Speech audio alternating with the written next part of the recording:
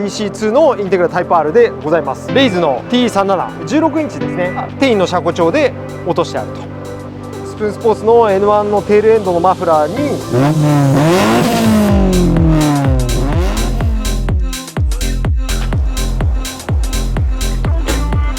よし君こんにちは。はい、本日11月の22日12時8分、気温17度。本日は4本もしくは元気があれば5本撮りの、はい、これは2本目ですね。2本目です。まだ元気ですね。まだ大丈夫です。まだ大丈夫ですね。OK です、はい、やっていきましょう。改めて、今日はさっき言ったように4本もしくは時間があれば5本撮ろうかな。1本目はチェイサー、はいはい、これ1個前の動画に出てると思います、はい、2本目これ、はいはい、3本目は、S15 シルビア、4本目 ER34 スカイライン、はい、5本目、FD3SRX7 いこうかなと思っていて、2本目のインテグラ、取っていければと思いますので、やっていきましょう。お願いします。はい、なぜ僕の肌が黒いかは前回動画を見てもらえれば分かると思います。わかります。はい、誰も気にしてないよね。すげえ怪しい人みたいな感じに見えてるのかな。普通の車屋さんよりは黒いと思うんです。そうだよね、はい、コンビニでたまに二度見されるもん俺。このぐらい。はい、やっていきましょう。はい、本日紹介させてもらうのはこの、インテグラタイプ R、はい、DC2 のインテグラタイプ R でございます。はい、もう先に車の内容を簡単にご説明すると、はい、年式は平成12年式、はい、西暦でいうと2000年式ですね。登録月でいうと、7月登録という形になります。なぜ僕が登録月を結構言うかっていうと、理由は2つあって、はい、まあ1つはその車によって日本の車ってマイナーチェンジがその年の月とかで変わったりするケースがあるじゃないですか。はい、平成10年の5月でマイナーチェンジとか、はい、なので、月を言うことによってそれがマイナー前なのかマイナー後なのか分かるよねっていうのが1つ。はい、もう一つはですね、海外の人たちなんかは、はい、いつも言うようにその25年行く行かないっていうのがあるので、1月登録の車と12月登録の車だと何ヶ月間ストレージしなきゃいけないとかっていうのが決まってくるわけですよね。はい、1月だったらすぐ行く車も12月登録の車だと12ヶ月間ストレージしなきゃいけないとかっていうのがあるので、はい、まあ一応それも兼ねて、月を伝えさせてもらってるんですけれども、はい、そうこの車は2000年式の、7月登録の車です。インテグラタイプ R、走行距離が14万飛び300キロ、14万300キロです。車検は再来年の4月、結構長いね、1年半近くあるね。はい、っていう形で、値段はもうこっちに出ておりますが、275万円と。275万。はい。はい、ちょっとお高め。インテグラにしては高いんですかね。でもまあ相場がこれぐらいあるからな。どれ見たって高いよ今。今の相場は正直どれ見たって高いと思いますが。でもそれが中古車相場だからしょうがないんですけど、はい、っていう感じでございます。はい、で色はチャンピオンシップホワイトですね。はい、タイプ R のソリッドホワイトになってます。じゃあそんな感じで本日も2本目の動画はこの車を紹介していきますのでよろしくお願いします。お願いします。はい、じゃあやっていきましょう。まあ改めましてになりますけど、インテグラタイプ R、これはですね、2000年モデルの、まあ、最終のモデル00スペックっていうのかな、はい、98スペック以降の、モデルになっておりますので、後期型この DC2 のインテグラの、まあ、最終完成版と言っていいんじゃないでしょうかっていう形です。ブレーキも容量も大きくなってたりとか、ホイールのこの止める数ね、ここね、ここは96スペックとかだと4欠のところ、98以降は5欠になってたりとか、はい、っていうのがあります。あとはね、これね乗っても分かんないんだけどね、ファイナルギア比もちょっと違うらしい。俺はちょっと分かんない。ギア比がねちょっと最後ファイナルが変わってるらしいんですけれども、はい、残念ながらちょっと僕この車でそのサーキット走行とかしかも乗り比べたことがないのでちょっと分からないです。はい、でも逆に言うとそのギア比を変えてる人とかもいるらしいのよ。いるのよ。なのでそこら辺はねぜひタイプ R 乗りの方、変えるメリットデメリット違いを教えていただけるといいですねっていう感じです。GTR 以外は全くそこら辺知識ないのでよろしくお願いしますという感じです。じゃあですね、早速ついている車外品を見ていきたいんですが、まあ見たまんま、外装はシンプルながら結構ちょこちょこいじってある車でございます。まずはやっぱりスポーツカーの人気のホイールですね。レイズの T37 ボルクレーシングの16インチですねのブロンズカラーの、アルミホイールがついているという形でございます。で、車高に関してはテインの車高調で落としてあるという感じですね。結構低く落ちてるでしょ。低いですね。やっぱり DC5 と違ってこの DC2 のこの平べったさっていうのが、かっこいいよね。かっこいいですね。で、ナットもですねレーシングナット入ってますので、はい、ロックナット付きのねレーシングナットが入っているという形でございます。はい、であとは後ろの方行くと、マフラー、マフラーはですね、スプーンスポーツのマフラーですね。でこれが、リアのテールエンド、スプーンスポーツの N1 のテールエンドのマフラーに、はい、で下から覗くとね中間マフラー、はい、中間パイプも、スプーンのタイプ B っていうのかな、入ってるので、はい、結構音はうるさめです。駅間にノーマル、触媒ノーマルで、中間スプーン、リアスプーンっていう形のセッティングになっているという形でございます。外装に関しては基本はこれぐらいという感じで、ベタッと落とした車高に人気の T372、そしてスプーンのマフラーという形のシンプルな仕様になっているという形でございます。で次は外装の傷、じゃあいってみましょう。ちなみに言うとこの車修復歴なしなので、最近ね修復歴なし車が結構多いです。でこの車修復歴なし、オークションでもちろん買ってるんだけどね、検査も一応取ってます。外装の傷に関してはまずフロントリップちょっとあります。まあちょっとだね。こっちもあります。まあちょっとだね。気になる方はうちでお安く直せるので、安心してください。であとはね、これね白だからねちょっと分かんないんだけどね、エクボへこみがちょこちょこあるんだけど、どこだったっけな、こっちの左側面にもあるんだよ。どこだった？これ、これ絶対カメラじゃ映んない気がする。あとドアのところ映る？ちょっと分かる？くじょって、こうした方がいや、分かんないですね。分かんないね。まあ分かんないレベルの傷です。はい。あとはリアバンパー、H11 どれ？これかな。これ傷？傷だけどね。この年代の車を取り扱っている車屋さんでこんなちっちゃい傷を負ってる車屋さんもまあ珍しいと思うんですが、こっちもエクボちょこちょこって感じかな。やっぱ分かんないです。以上です。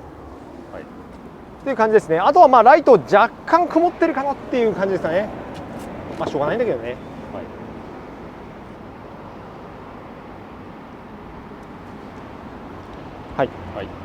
という形で、かなり外装は綺麗で、上面もツヤがあるし、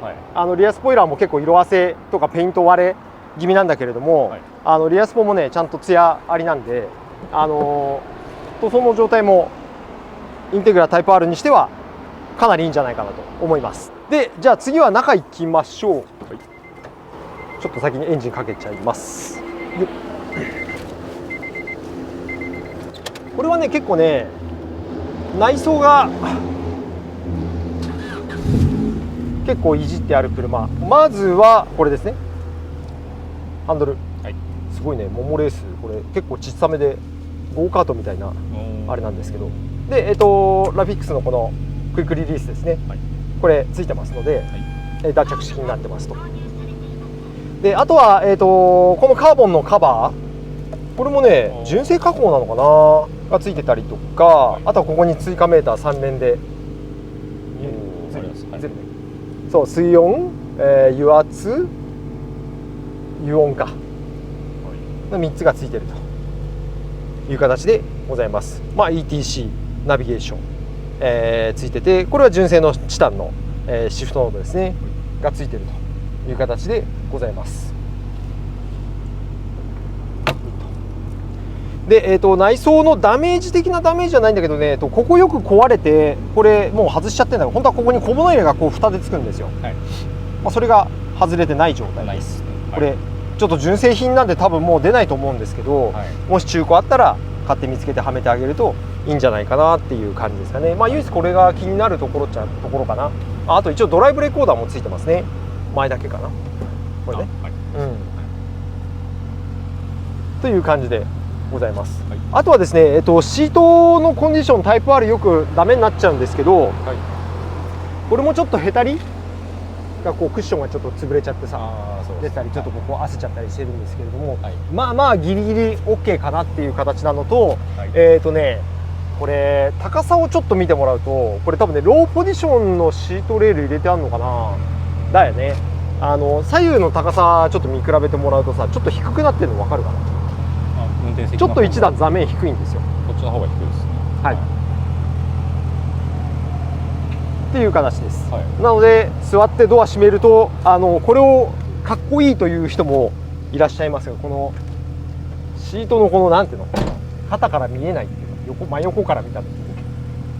分かります？低めの。そうそうそうそうそうそう、なんかスポーツカー乗ってるっぽいんでしょっていう感じ、はい、ローポジションがね見やすいっていう人もいるんですけど、僕は基本的にあんま見えづらいと思っちゃう派なんだよな。人によるんですかね。人によるともう分かんないけど、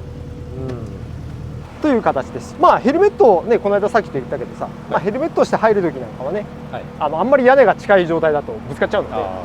まあ、そういったメリットはローポジションにするとあるというところではありますね。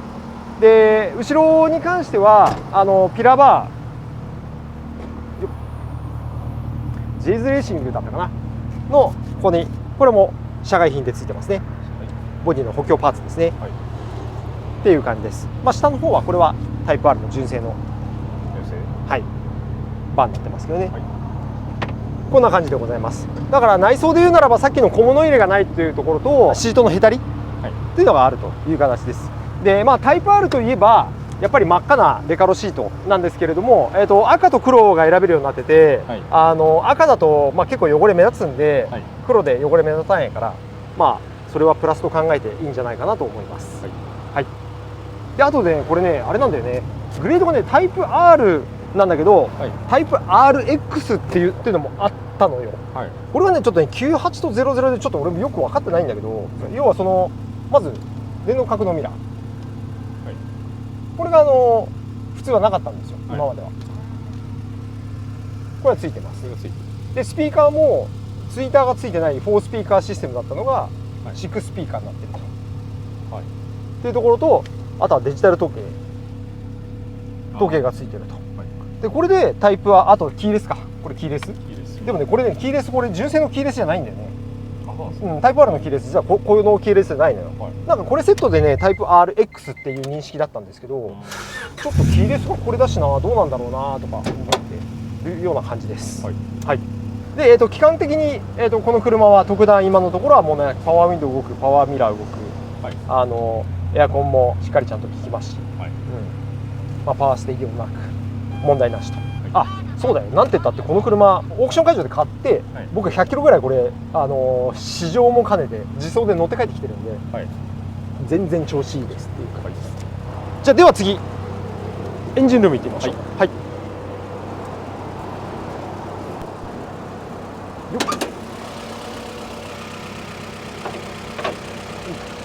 はい、次はエンジンルームは、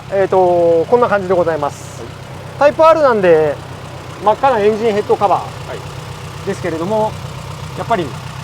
塗り直しじゃなくてこれ純正だと思うんだけどさ、やっぱそうそう剥げちゃうんですよ。なので気になる人は塗り直してあげたいなっていう感じかな。はい、うん、でもあとはついてる社外品はもう本当にこういうシリコンホースとか、はい、プラグコードとか、はい、まあこれぐらい、あとはオイルフィラーキャップとかこんなもんかな。はい、基本はノーマルっていう形でございます。であとタイミングベルトに関しては、ここに記載ありますけれども、10万3000キロのタイミングで交換してますね。はい、今が14万キロなんで、はい、まあ、3万7000キロ手前のタイミングで書いてあるので、はい、まあ、まだ当分は大丈夫じゃないかなっていう感じです。は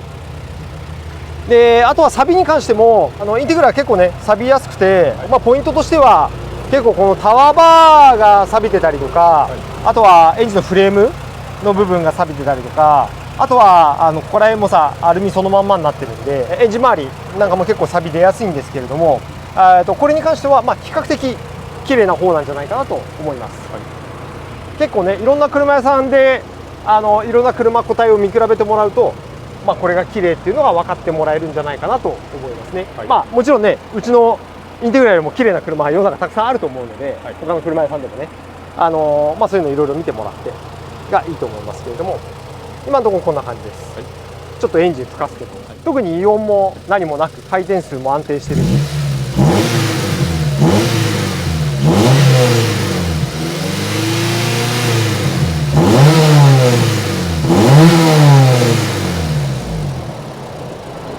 安定してるでしょ。安定してます。っていう感じなので、調子もかなりいいんじゃないかなと思います。比較的ね、ホンダ車インテグラは、うちも何台も扱ってるじゃん。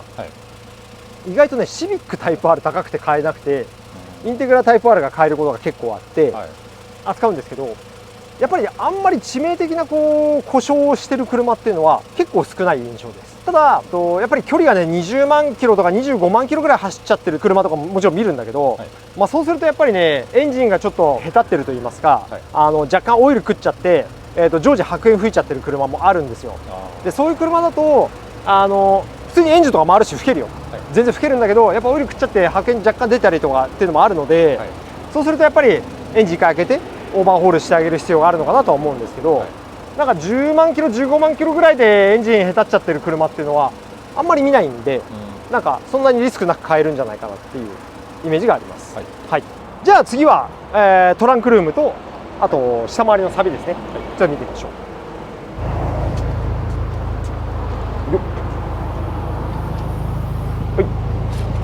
じゃあ開けますよ。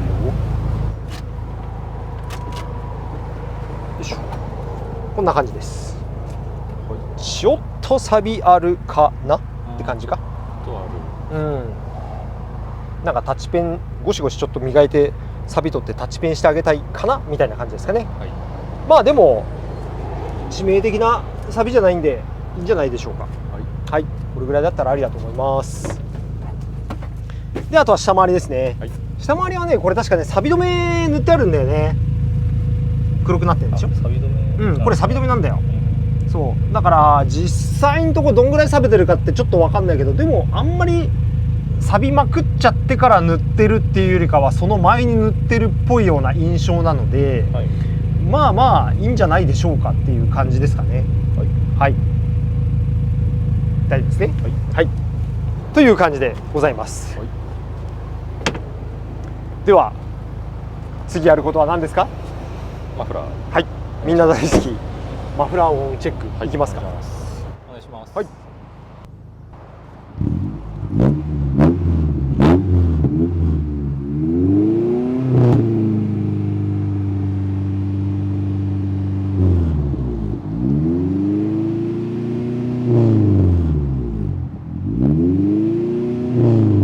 れで3000回転ぐらいね。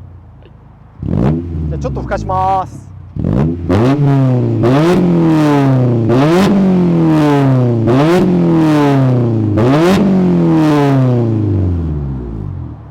もうちょっと上前回すね。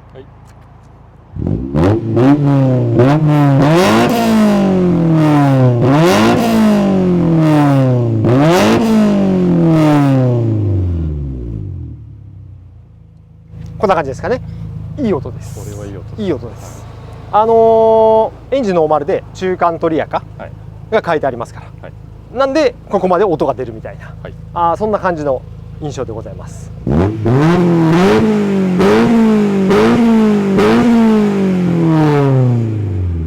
以上か？以上？そう。じゃあよし君、以上ここまでで、2本目の動画は DC2 タイプ R の、インテグラで、まとめると、年式は平成12年式7月登録、西暦でいうと2000年式ですね。走行距離が14万300キロ、車検は再来年の4月まで残ってる、あと1年半ぐらい残ってる車です。色はチャンピオンシップホワイト純正色で、シフトは、純正の高速マニュアルしかないので、修復歴なし、内外装綺麗で、ノーマルプラスアルファいじってあると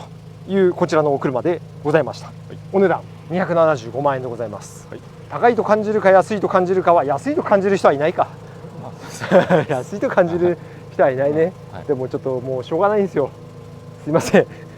これでお願いしますっていう感じでした。はい、じゃあよし君、はい、恒例の質問コーナー、はい、なんかあれば。さっき輸出動向っていうところで、登録月とかそれで紹介してくれてるということだったんですけど、ということは実際これは海外の方が購入するパターンがインテグラって多いのか、それとも日本人の人が多いのかっていうそうだね、気になるんですけど。うちで言うと、まあ、全体的に通して言うと、はい、ここ最近は、日本のお客さんの方が比率的には多くなってます。買ってる人。の方が、はい、多分ね7割までとは言わないけど7割いくかいかないかぐらいかなが、日本のお客さんに買ってもらってるお店です、はい、でも逆に言うと3割ぐらいは海外のお客さんが買ってると。なるほどっていうイメージがうちの全体的な車のね、はい、流れになってます。で、インテグラに関して言うと、はい、あとシビックのタイプ R も、まあ、数少ないけどそういう感じかな、はい、これに関しては半分ぐらいが海外ですね。半分ぐらい。半分、はい、うん、他の車よりも海外需要が高いイメージがあります、はい、でそれはやっぱり理由が2つあって、はい、まず1つはやっぱね、まあ、横田基地よく来るうちに遊び来る人とかさいるんだけどさ、はい、めちゃめちゃホンダ好きなの。めちゃめちゃホンダ好きで、100系のチェイサーとかはその人とかその界隈の人たちはあまり興味ないらしい。そうなんですね。そう意外と興味ないらしい。もうとにかくホンダだと、まあ、シビック、インテグラ、はい、軽トラックでいうとアクティとかさ、もうとにかくホンダだと。オデッセイ、ステップワゴンとかもなんかいいらしいよ。よくわかんないけど、とにかくホンダがそうなもんで、その人経由で実際に海外のお客さん、アメリカのお客さんとかにも買ってもらったりとかもあるので、はい、インテグラに関して言うと、まあ、そういったその他の車よりも海外需要がちょっと強い、海外で人気あるのかなっていうのが理由の一つね。でもう一つは、はい、多分価格的なところがあって、はい、まあやっぱり言うても高いじゃないですか。これ僕も分かってるんですよ、高いって、はい、そうでも仕入れ値も高いからしょうがないんですよそうなんだけど、さっき言ったように日本の人たちが昔見ていた価格とこの価格にやっぱまだちょっと乖離がある、埋められてないところがあります、はい、GTR とかに関してはさ海外の価格が高くなっちゃったじゃん、はい、でもそれを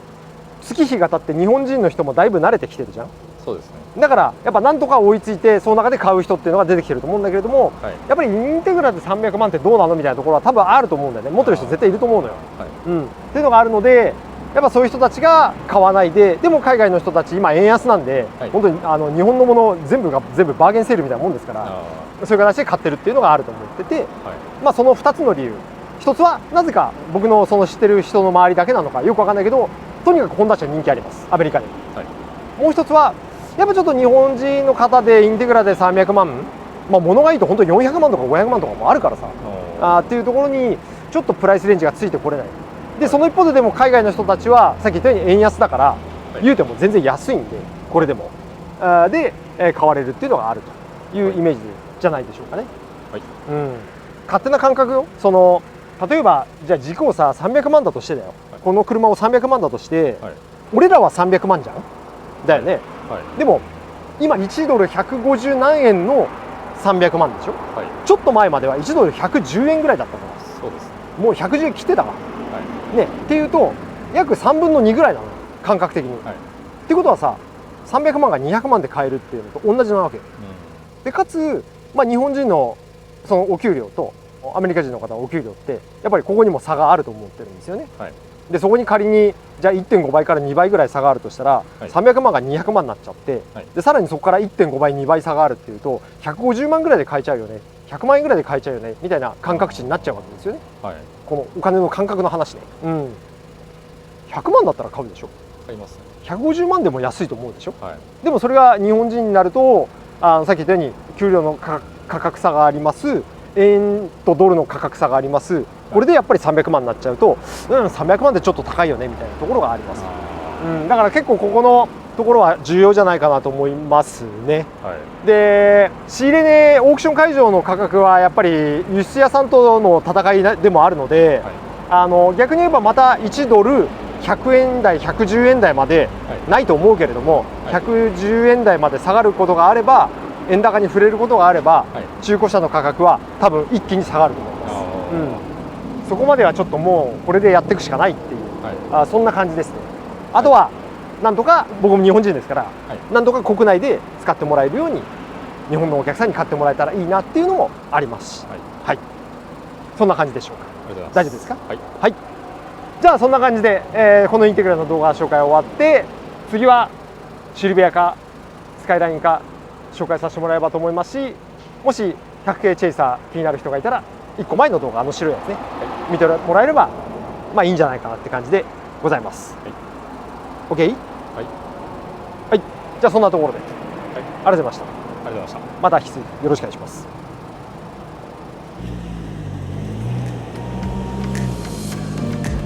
この S15 シルビアスペック R、